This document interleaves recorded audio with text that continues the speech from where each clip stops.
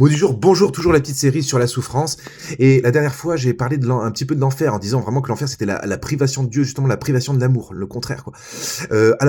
On a souvent dit que on parlait de l'enfer pour faire peur.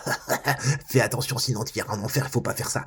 Voilà, donc ça c'est vraiment une vision étriquée, même si finalement elle est pas si idiote que ça non plus. Parce que moi je préfère quelque part, parfois essayer de bien me conduire par peur de l'enfer, plutôt que n'ayant pas peur de l'enfer, me lâcher et faire n'importe quoi.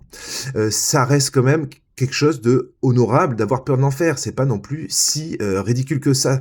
Parce que l'enfer, ça concerne quand même l'éternité, hein, d'accord? Donc, je veux dire, c'est toujours bien de se poser des questions que ce qui nous attend après la mort. Et d'ailleurs, je vous invite à écouter un peu des témoignages de gens qui ont frôlé l'enfer, qui l'ont vu qui ont eu des visions d'enfer. Je pense à Saint Jean Bosco qui a eu énormément de songes sur l'enfer. Eh bien, je peux vous dire que c'est pas une partie de plaisir et que ça semble être vraiment une réalité effrayante. Voilà. Alors, on ne parle pas de l'enfer pour nous effrayer, mais peut-être des fois un petit peu pour nous titiller. Et surtout, ce qui est le plus important, c'est de désirer le ciel. On y reviendra la prochaine fois. N'oubliez pas, tout contribue au bien de celui qui aime Dieu.